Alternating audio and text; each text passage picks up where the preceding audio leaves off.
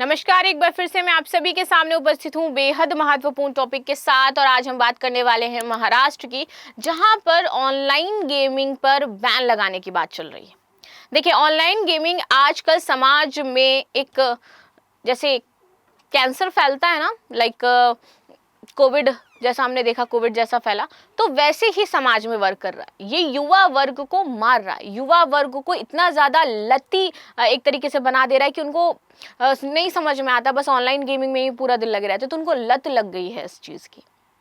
इसीलिए सरकार ने कहा है कि हमारी जो युवा शक्ति है वो बर्बाद ना हो, वो इस तरीके की चीज़ों में ना लगे, तो मैं इस ऑनलाइन गेमिंग को बैन करने का प्रस्ताव रखता हूं। इस पर आप सभी की क्या राय है कि ये जो एक्शन लिया जा रहा है महाराष्ट्र के द्वारा, क्या ये पूरे भारत में लिया जाना चाहिए? और इससे वाकई हम बहुत ज़्यादा अपनी यूथ की एनर्जी को बचा सकते हैं। जैसे आजकल यूथ नहीं, एक सैयारा मूवी क्या आ गई है भाई, सब पागल हो गया है यूथ, ठीक है? क्योंकि ये भी समाज में एक, मुझे लगता है कि अलग लाइफ का एक पैमाना सेट करती हुई चल रही है। तो ये भी एक अलग ही सिनेरियो उत्पन्न कर दिया है सैयारा ने। वैसे ही बच्चे पागल हो गए हैं, ऑनलाइन गेमिंग कर रहे हैं, तो मतलब पूरा ही बर्बादी की कगार पर पहुंच रहे हैं। तो इसके लिए बेहतर है कि सरकार कुछ इस तरीके की चीज़ें लेकर के आए। बाकी आप लोगों का क्या कहना है इस बिंदु पर ज़रूर बनाइए, क्योंकि मैं बहुत परेशान हो गई भाई, इतनी रील आ रही है ना मेरे पास, और मैं जो जो देख रही हूँ उन लोगों को, जिस रील में वो कैसे कैसे रो रहे हैं, मन तो कर रहा है दो थप्पड़ मार के कहूँ पहले घर जा, अपनी नाक पोंछ और बैठ करके पढ़ाई कर, बट कुछ नहीं कह सकते भाई, बच्चे हैं, देखी नहीं उन्होंने कभी डीडीएलजी। आगे आते हैं, Maharashtra pushes for online gaming a ban. Maharashtra और ऑनलाइन गेमिंग पर प्रतिबंध की मांग एक ज्वलंत मुद्दा है जो सामाजिक, आर्थिक और कानूनी चुनौतियों से पूरी तरीके से जुड़ा हुआ है। आज सामाजिक से कैसे जुड़ा है भाई, हमारे यूथ की एनर्जी वेस्ट हो रही है। आर्थिक की बात करें, पैसा जा रहा है, आपके पास पैसा नहीं है फिर भी आप उधार लेकर के उसमें सट्टेबाजियां कर रहे हो, ठीक है? तो इस तरीके से आर्थिक रूप से समस्या खड़ी हो रही है। सामाजिक और जो परिप्रेक्ष्य की बात करूं तो घर में उसका सही चीजें नहीं चल रही हैं, वो अपने पता चलता है घर का सामान बेच करके ऑनलाइन गेमिंग में पैसा लगा दे रहे हैं जा करके, तो ये सारी प्रॉब्लम हो रही है इससे। ये मांग मुख्य रूप से युवाओं की गेमिंग लत, आर्थिक नुकसान और इससे जुड़े जो अपराध हैं उनकी बढ़ती घटनाओं के कारण उठाया जा रहा है। क्योंकि ऑनलाइन गेमिंग में पता है बच्चे बच्चों का मर्डर कर दे रहे हैं। 14 साल के बच्चे ने 7 साल के बच्चे का मर्डर कर दिया, वो खेलने गया था। ये चीजें देख, अपराध बढ़ रहे हैं, लोग स्नैचिंग कर रहे हैं, लोग चोरी कर रहे हैं, क्यों? क्योंकि उनको सट्टा लगाना है, गेम खेलना है, ये सारी चीजें, घर में चोरी कर रहे हैं वो अपने, तो ये इसके कॉन्सिक्वेंसेस देखने को मिल रहे हैं। इसलिए सरकार कह रही है कि इस पर बैन लगना चाहिए। लेकिन आप लोगों का क्या मत हो जाता है इसको लेकर के, वो जरूर बताइएगा। ऑनलाइन गेमिंग की समस्या और प्रतिबंध की मांग का आधार। ऑनलाइन गेमिंग खासकर रियल मनी गेम जैसे कि रमी, पोकर और फतासी जैसे जो आपके गेम है वो भारत में बहुत तेजी से ट्रेंड कर रहे हैं। लेकिन सबसे दुखद बात अगर मैं यहां पर कहूं कि हम जिनको आइडलाइज करते हैं, what are our idols, like हम कहते हैं कि भाई ओ सलमान खान, अजय देवगन, शायद और कौन, तो बहुत सारे लोग, लाइक वो अक्षय कुमार, आप लोग मूवी वगैरह देखते हो, कुछ एक्ट्रेसेस हैं, दे आर अवर आइडल्स। मतलब मेरे तो बिल्कुल भी नहीं है, मैं बना भी नहीं सकती इनको कभी आइडल्स, बट ये लोग क्या है, ये जो आपका रमी सर्कल है, पोकर है, इसको अभी जैकलिन फर्नांडिस पर 200 करोड़ का केस चल रहा है। वो महाशिव शायद गेमिंग बेटिंग ऐप था, उसको लेकर के बहुत सारे जो सेलिब्रिटी हैं वो उसमें फंसे हुए हैं। अब ये लोग ऐड करते हैं, हमारे यहाँ के सेलिब्रिटी इस तरीके के ऐड करते हैं। फॉरेन की अगर हम बात करें तो वो लोग कैंपेन करते हैं, वो लोग यूनिसेफ से रिलेटेड कैंपेन कर रहे हैं, वो लोग अच्छे अच्छे कैंपेन्स करते हैं, वो इन्वायरमेंट के बारे में बातचीत करते हैं। हमारे यहाँ गुटखा के बारे में बातचीत करते हैं, गुटखा खा लो, हमारे यहाँ बात करते हैं तुम लोग पोकर खेल लो, और इनको हम आइडल बना करके रखे हुए हैं। इनको ब्रांड एम्बेसडर बना दिया जाता है पान तंबाकू मसाले का। ये चल रहा है हमारे भारत में, और उनको पता है कि इससे युवाओं को नुकसान हो रहा है, लेकिन फिर भी इस तरीके की चीजें। अभी तो अपने ड्रीम 11 की बात ही नहीं करी है। ड्रीम 11 में ना जाने कितना बच्चा उसमें पैसा लगाता है, उसके बाद पैसा डूब जाता है और कई लोग सुसाइड कर लेते हैं बाद में जाकर के। ये प्रॉब्लम्स हो रही हैं। और रमी सर्कल को बड़े बड़े आपके जितने भी सेलिब्रिटीज है उन्होंने प्रमोट किया है, and shame of him and her कि वो किस तरीके का एग्जाम्पल सेट करते हैं। एक तरफ वो समाज में जाते हैं कि भैया हम उसको सुधारेंगे इसलिए मूवी बना रहे हैं, दूसरी तरफ वो पता नहीं कौन सी मूवियां बना करके रख देते हैं और इस तरीके के प्रमोशंस करते हैं। तो पैसा मैटर करता है उनके लिए, दैट्स इट। उनको ये मैटर नहीं करता है कि हमारे समाज के युवा किस दिशा में जा रहे हैं। तो आपको भी देखना चाहिए कि आप किन लोगों को देख रहे हो। आगे बात करते हैं युवाओं की लत। ऑनलाइन गेमिंग की लत के कारण युवा अपनी पढ़ाई, नौकरी और सामाजिक जीवन को नजरअंदाज कर रहे हैं। ये मानसिक स्वास्थ्य समस्याओं जैसे कि तनाव, अवसाद और चिंता का प्रमुख कारण बन रही है और लोग सुसाइड कर रहे हैं। आर्थिक नुकसान हो रहा है, लोग गेमिंग के नाम पर भारी मात्रा में पैसा हार रहे हैं। और जब वो हार जाते हैं तो उसकी पूर्ति के लिए किसी और से उधार लेते हैं, फिर किसी और से लेकर के फिर किसी और को उधार देते हैं। तो इस तरीके से वो इतने ज्यादा कर्ज जाल में फंस जाते हैं कि उनको अंतिम लगता है कि यही ऑप्शन है, या तो यहाँ से भाग जाओ या तो मर जाओ।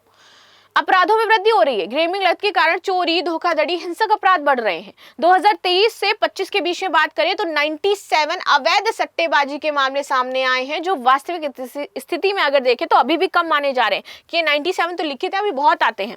नाबालिगों पर जोखिम। गेमिंग प्लेटफॉर्म पर उचित केवाईसी, नो योर कस्टमर सत्यापन नहीं होता है, जिसके कारण नाबालिग बच्चे भी इसमें फंसते जा रहे हैं। सामाजिक प्रभाव। ऑनलाइन गेमिंग को सामाजिक आपदा कहा जा रहा है, नॉट अपवाद, सामाजिक आपदा कहा जा रहा है, क्योंकि ये पारिवारिक रिश्तों को तोड़ रहा है कि लोग गेम में बिजी हैं और परिवार को देख ही नहीं रहे। मम्मी मना कर रही है, मम्मी से ही लड़े जा रहे हैं, कहो मम्मी का ही मर्डर कर दे जाकर के। आजकल तो ये है आज का समाज। आगे आते हैं। इसके चलते महाराष्ट्र विधानसभा में विधायकों जैसे कि कैलाश पटेल, यहाँ पर किशोर जोरगेवार ऑनलाइन गेमिंग पर पूर्ण प्रतिबंध की मांग कर रहे हैं। 19 जुलाई 2025 को मुख्यमंत्री देवेंद्र फडणवीस ने इसे गंभीरता से लिया और इस पर सामाजिक एक ढांचा बनाने की बातचीत कही है कि कानून बनाया जाएगा। सरकार का रुख और कानूनी स्थिति तो इस मुद्दे पर सक्रिय है, लेकिन कानूनी और तकनीकी जटिलताएं इसको और भी ज्यादा बहुत ही ज्यादा चुनौतीपूर्ण बना रही है कि कैसे इस पर ये कानून बनाया जाए, किस तरीके का उसका आधार होना चाहिए। तो उसके लिए अभी लोगों से राय मांगी गई है कि आप क्या चाहते हो, क्या होना चाहिए, देन उसका एक पूरा ब्रीफिंग तैयार किया जाएगा। वर्तमान कानूनी ढांचा। केंद्र और राज्य की भूमिका। ऑनलाइन गेमिंग पर नियमन केंद्र और राज्य सरकारों के दायरे में आता है। भारत में अभी ऑनलाइन गेमिंग को नियंत्रित करने वाला कोई स्पष्ट राष्ट्रीय कानून नहीं है और इसकी बहुत ही ज्यादा जरूरत है। कानून बनना चाहिए, that is very important, right. कौशल बनाम जुआ की बात करते हैं। सुप्रीम कोर्ट और विभिन्न हाई कोर्ट्स ने रमी, पोकर और फंतासी जैसे स्पोर्ट्स जो गेम हो जाते हैं, इनमें कौशल आधारित माना है, ना कि जुआ माना है। उस कारण इस पर पूर्ण प्रतिबंध लगाना मुश्किल हो चुका है, क्योंकि ये इसको जुआ नहीं मानते हैं, ये मानते हैं कि ये हमारा कौशल है। किस तरह का कौशल है, किससे धोखाधड़ी। कभी कभी मुझे सुप्रीम कोर्ट के डिसीजंस पर वाकई ऐसा लगता है कि क्या ही डिसीजन इन्होंने दे दिया, लेकिन कोर्ट की गरिमा का मैं सम्मान करती हूँ। तमिलनाडु का उदाहरण। तमिलनाडु ने 2022 में ऑनलाइन गेमिंग पर प्रतिबंध लगाने की कोशिश की, लेकिन मद्रास हाईकोर्ट ने इसे असंवैधानिक कह दिया। क्यों? क्योंकि तमिलनाडु में ऑनलाइन गेमिंग नियमन अधिनियम लागू किया जो नियमन पर जोर देता है, लेकिन यहाँ पर पूरी तरह प्रतिबंध नहीं किया, क्योंकि ये कौशल है, ना कि जुआ है। जीएसटी और कर चोरी। ऑनलाइन गेमिंग पर 28% जीएसटी लागू है। कई कंपनियां जैसे कि ड्रीम 11 1.5 लाख करोड़ से अधिक की कर चोरी के नोटिस उनको मिले। अब देखिए, ड्रीम 11 पर आपको कुछ नहीं मिलता है, लेकिन उनको बहुत कुछ मिलता है। वो तो 11.5 लाख करोड़ का उन्होंने अभी तक पैसा नहीं दिया है, और आप लोग ड्रीम 11 यहाँ पर इंस्टॉल करके बैठते हो और कहते हो कि हम 39 रुपीज लगाएंगे और हम तो सुबह करोड़पति बन जाएंगे। मतलब संभावनाएं भी आप कितनी तलाशते हैं 39 में। चलिए आगे बात करते हैं महाराष्ट्र सरकार की कार्रवाई। केंद्र को अनुरोध। मुख्यमंत्री जो फडणवीस है, उन्होंने केंद्र सरकार से अनुरोध किया है कि इस मुद्दे पर थोड़ा सा कठोर कानून बनाएं। और भी हमारा मानसून सत्र आज से शुरू हो गया है। 17 विधेयक पेश होने वाले हैं इस मानसून सत्र में। तो जो जो विधेयक होंगे आप लोगों को चर्चा में देखने को मिलेंगे। इंपॉर्टेंट जो होंगे उनको मैं ही डिस्कस करवा दूंगी, तो शायद वहां पर इस तरीके का कुछ हमें देखने को मिले। सेलिब्रिटी विज्ञापनों पर appeal. This is very important. इसकी मैंने तो पहले ही बात कर दी थी, लेकिन यहाँ पर भी ऑफिशियली आपका मेंशन है कि फडणवीस ने जो अभिनेता हैं और जो खिलाड़ी हैं, इनसे ऑनलाइन गेमिंग जो विज्ञापन है ना करने की अपील की है, क्योंकि ये विज्ञापन युवाओं को आकर्षित करते हैं और लत को बढ़ावा दे देते हैं। लेकिन उनको समझ में नहीं आएगा, क्योंकि उनको एक ऐड करने का जो लगभग आपका 1 से 1.5 मिनट का है, उसके वो करोड़ों रुपए चार्ज कर रहे हैं। तो वो अपने करोड़ों का नुकसान क्यों कराएंगे? क्योंकि उनको युवाओं से मतलब नहीं हो। हम युवा पागल है उनके लिए, सीरियसली बता रही हूँ। मतलब शायद मैं आज ज़्यादा सोशली एग्जाम्पल दे रही हूँ। अच्छा, ये मत सोचना कि मैं कोई आज स्वैग वगैरह झाड़ रही हूँ। आई हैव सब इशू इन माय आईज, इस वजह से मैंने ये ब्लैक गॉगल्स लगा रखे हैं। आंखों में मेरे दिक्कत है, तो ये प्रॉब्लम है मुझे। फ्लू, आंखों में मेरे फ्लू हो गया है, समथिंग जो होता है, राइट, वैसा कुछ हो गया। तो आगे बात करते हैं। मैंने कल एक रील देखी इंस्टाग्राम पे, एंड मोनालिसा जो बहुत ही ज़्यादा आई थिंक फेमस हो गई हैं कुंभ के बाद, आपको याद ही होगा। I was just shocked. वो लड़की अपनी छत पे खड़ी है और मैंने उसका जो गली ब्लॉक हो रहा है ना दोनों साइड से, और जो लोग नीचे खड़े हैं, जो लोग हाई कर रहे हैं, जो लोग फोटो ले रहे हैं, मुझे उस दिन रियलाइज हुआ लिटरली हमारे भारत में कुछ भी हो सकता है।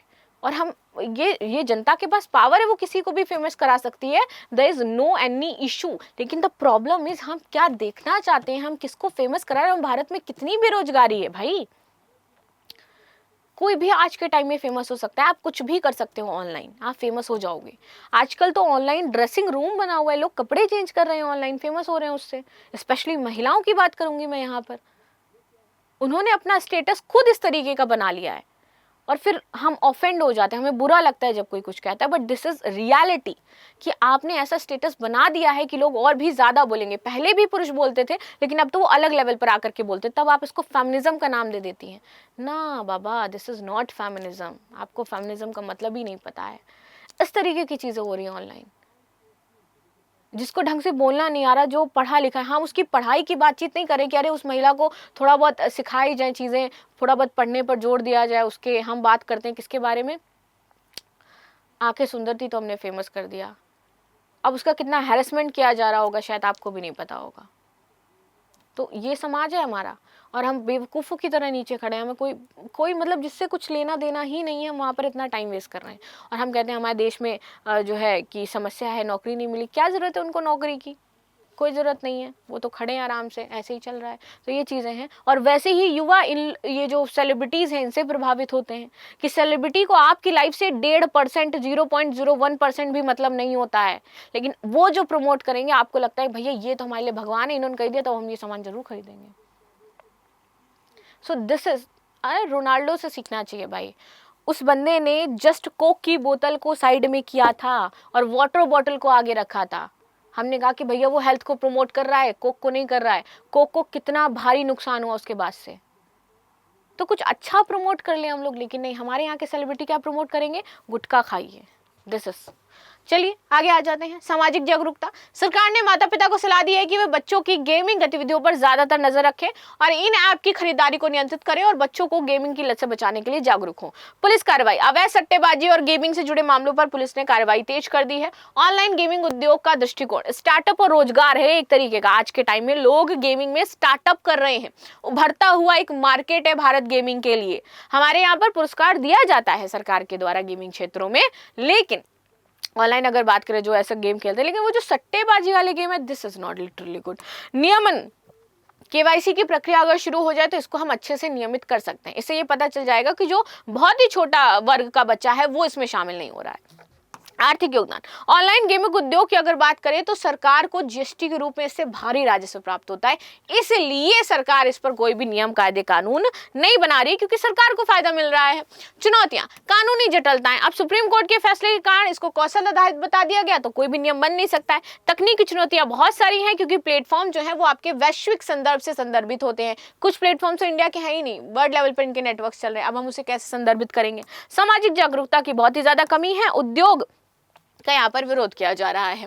संभावित समस्याएं। ऑनलाइन गेमिंग को नियंत्रित करने के लिए हमें केवाईसी चाहिए। दाव की सीमा होना चाहिए कि भैया आप कितना उसमें पैसा लगा सकते हो। जागरूकता अभियान आपके स्कूलों, कॉलेजों और समुदाय में जरूर चलाए जाने चाहिए। कानूनी ढांचा एक राष्ट्र स्तर पर हमें बनाना चाहिए जिसकी जरूरत है। माता पिता को कहना चाहिए कि वो नियंत्रण रखे।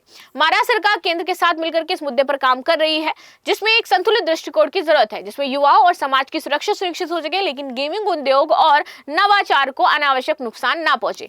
सरकार द्वारा नया कानून या नियमन मसौदा इस दिशा में महत्वपूर्ण कदम हो सकता है।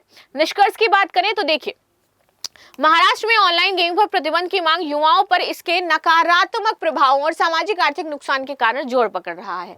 हालांकि कानूनी और तकनीकी चुनौतियों के कारण पूर्ण प्रतिबंध लागू नहीं हो सकता है, लेकिन अगर हम नियमन कर दें, जागरूकता फैला दें, कठोर केवाईसी नियम लागू कर दें तो शायद ये जो नुकसान हो रहे हैं इसमें हम थोड़ी कमी कर सकते हैं। खत्म तो नहीं कर सकते हैं, लेकिन कमी आएगी। और जो बहुत यंग एज के बच्चे हैं, आपके 12, 13, 14 साल के बच्चे हैं, उनको हम इस लत से बचा सकते हैं। तो आपकी क्या राय हो जाती है इसके लेकर के जरूर बताइएगा, क्योंकि बहुत ही इंपॉर्टेंट मुद्दा हो जाता है और ये सामाजिक मुद्दा है। और क्या आपने कोई बड़ा लॉस सहा है इसके चक्कर में? तो अगर कोई स्टोरी है तो वो भी जरूर शेयर करिएगा। मिलते हैं नेक्स्ट क्लास में, तब तक के लिए धन्यवाद। लाइक शेयर सब्सक्राइब करना बिल्कुल भी ना भूलें and thank you so much.